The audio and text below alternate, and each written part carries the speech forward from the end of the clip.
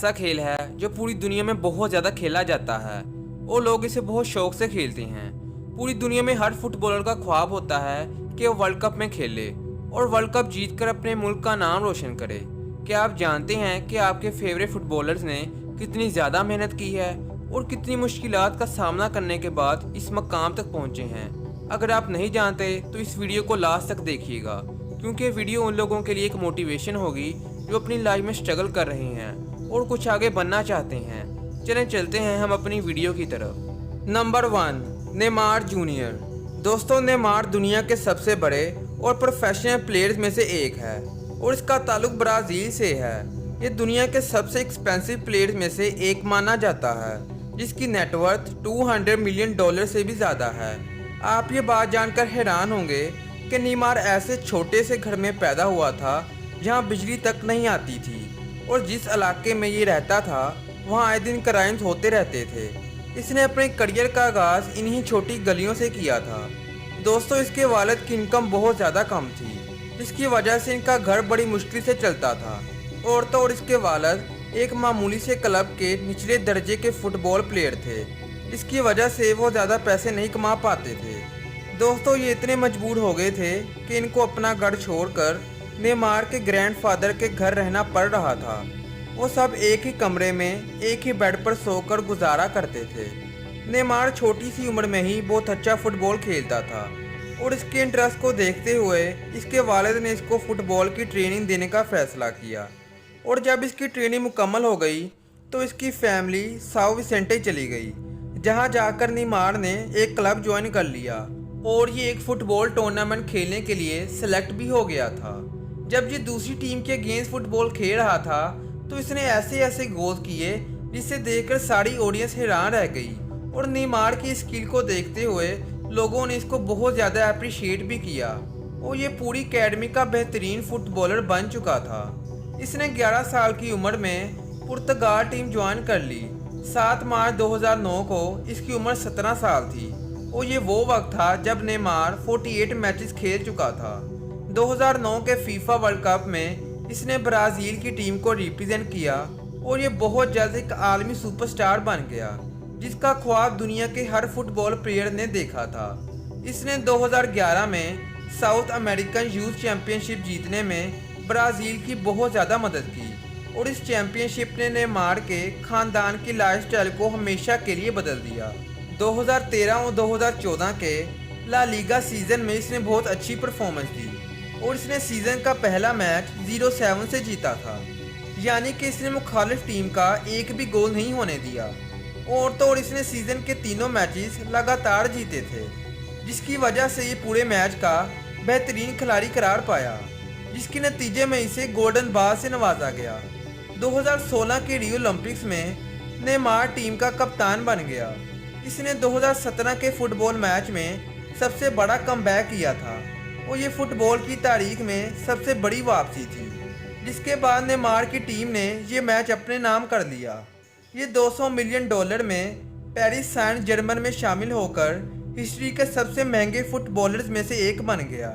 अब Neymar junior को दुनिया के सबसे ज़्यादा मार्केटेबल एथलीट्स के तौर पर जाना जाता है। नंबर 2, नगोलो कांटे। दोस्तों, कांटे 29 मार्च 1991 को फ्रांस में पैदा हुआ था। जब ये सिर्फ 11 साल का था तो इसके वालिद की डेथ हो गई, जिसके बाद इसकी ज़िंदगी और भी ज़्यादा मुश्किल हो गई थी। ये अपने तमाम भाइयों और बहनों में सबसे बड़ा था। ये 11 साल की उम्र में ही बहुत ज़्यादा मेहनत करता था और ये एक छोटे से फ्लैट में पला बड़ा था और जिस इलाके में ये रहता था वो एरिया ब्लू कॉलर वर्कर्स के लिए एक जगह के तौर पर जाना जाता था। कांटे का बचपन एक सफाई करने वाले के तौर पर गुजरा था। एक दिन इसने काफ़ी कचरा जमा किया और इस साइकिलिंग कंपनी को बेच दिया। इसने महसूस किया कि इसका ये काम फैमिली की ज़रूरतों को पूरा नहीं कर सकता। उस वक्त इसका ख्वाब था कि वो अपनी फैमिली को इस गुर्बत से निजात दिलाए। ये एक फुटबॉल प्लेयर बनना चाहता था। कांटे ने 1998 के वर्ल्ड कप के दिनों में फ़ुटबॉल सीखना शुरू कर दिया। इसके अलावा ये सफाई वाले के तौर पर तमाशाइयों की तरफ से छोड़ी जाने वाली चीज़ों को इकट्ठा करता और इन्हें अपने साथ घर ले जाता था।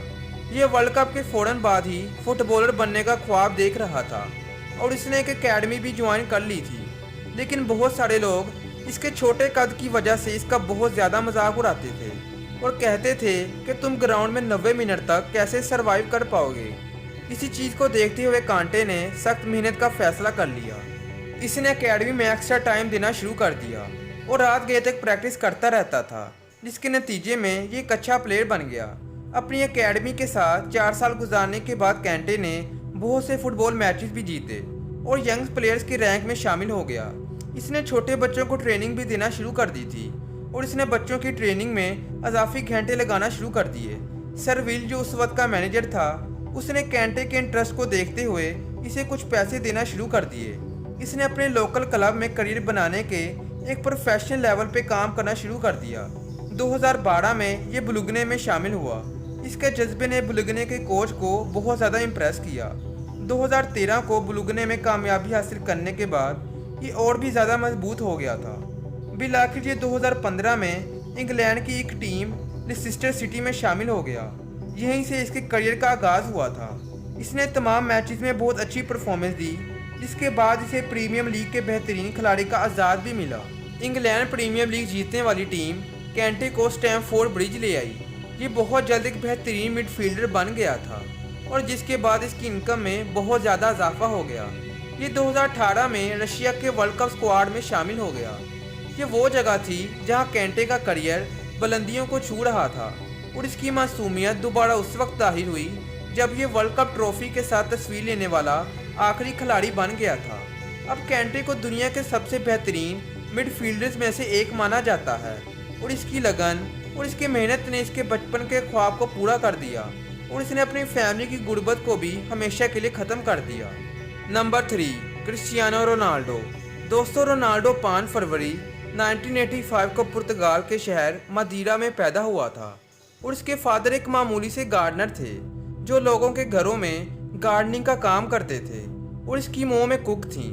رونالڈو کا نام اس وقت کے امریکی صدر رونالڈ ریگن کے نام پر رکھا گیا تھا کیونکہ رونالڈو کے پیرنٹس امریکی صدر کو بہت زیادہ سپورٹ کرتے تھے اور اس سے بہت زیادہ امپریس بھی تھے۔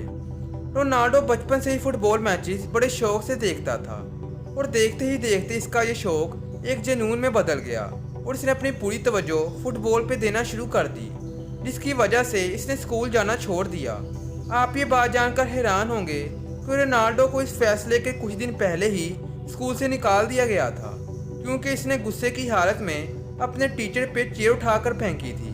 اس کے فٹ بال کریئر کو ریسنگ ہارٹ کنڈیشن کی وجہ سے بہت زیادہ خطرہ تھا، لیکن سرجری کے فوراً بعد ہی اس نے دوبارہ فٹ بال کھیلنا شروع کر دیا۔ اس نے 16 سال کی عمر میں اسپورٹنگ سی پی کی یوتھ ٹیم میں جگہ بنا لی۔ 2003 کو رونالڈو نے مانچسٹر یونائٹڈ کو 1-3 سے ہرایا اور اس کی بہترین پرفارمنس کو دیکھتے ہوئے مانچسٹر یونائٹڈ کے مینیجر سر ایلیکس رونالڈو سے بہت زیادہ امپریس ہوئے، جس کے نتیجے میں رونالڈو مانچسٹر یونائٹڈ کا پہلا پرتگالی پلیئر بن گیا۔ یہ 2003 اور 2004 کے سیزن میں سب سے مہنگا پلیئر تھا۔ یہ انگلینڈ میں کھیلتے ہوئے 20 گول کی ریکارڈ کو توڑنے والا پہلا کھلاڑی بن گیا۔ اس نے مانچسٹر یونائٹڈ کو 4 سالوں میں پہلی مرتبہ ایک لیگ ٹائٹل حاصل کروانے میں مدد کی۔ 2009 اور 2010 کے سیزن کے شروع ہونے سے پہلے رونالڈو نے 94 ملین یورو کی ڈیل کی اور اس سیزن کے پہلے میچ کو دیکھنے کے لیے 80,000 سے بھی زیادہ لوگ آئے تھے اور یہ مانچسٹر کی ہسٹری کا پہلا ایسا میچ تھا جس میں 80,000 سے زیادہ لوگ آئے ہوں۔ اس میچ میں رونالڈو نے ایسے گولز کیے جسے دیکھ کر ساری آڈینس حیران رہ گئی اور اس کے بعد رونالڈو نے پوری دنیا میں ہی اپنا نام بنا لیا تھا۔ اس نے 2016 اور 2018 میں مانچسٹر کے لیے بہت اچھی پرفارمنس دی، جس کے بعد اس نے بہت سے میڈلز اور کئی ٹرافیاں بھی جیتیں اور دیکھتے ہی دیکھتے رونالڈو نے فٹ بال کی دنیا میں اپنا بڑا نام بنا لیا اور یہ سوشل میڈیا پر 500 ملین سے بھی زیادہ فالوورز تک پہنچنے والا دنیا کا پہلا شخص بن گیا۔ رونالڈو